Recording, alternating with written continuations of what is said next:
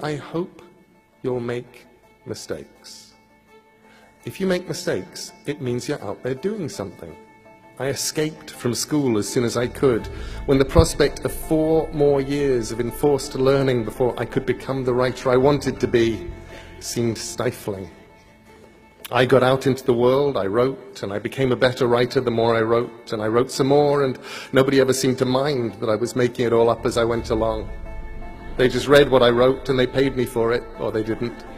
The nearest thing I had was a list I made when I was about 15 of everything I wanted to do.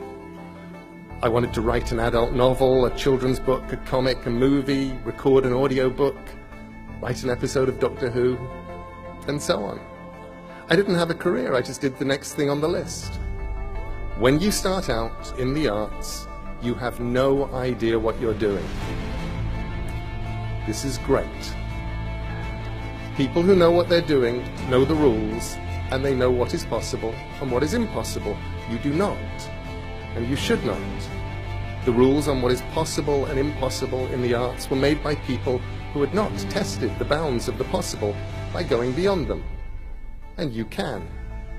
If you don't know it's impossible, it's easier to do. And because nobody's done it before, they haven't made up rules to stop anyone doing that particular thing again. And that's much harder than it sounds, and sometimes in the end so much easier than you might imagine. Because normally there are things you have to do before you can get to the place you want to be. When you start out, you have to deal with the problems of failure. You need to be thick-skinned. The things I did because I was excited and wanted to see them exist in reality have never let me down, and I've never regretted the time I spent on any of them. If you have an idea of what you want to make, what you were put here to do, then just go and do that.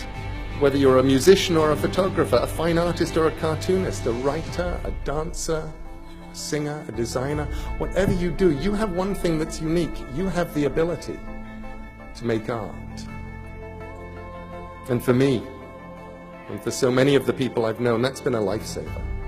The ultimate lifesaver. It gets you through good times and it gets you through the other ones. But the one thing that you have that nobody else has is you. Your voice, your mind, your story, your vision.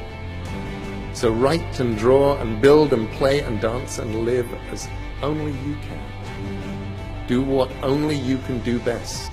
Make good art.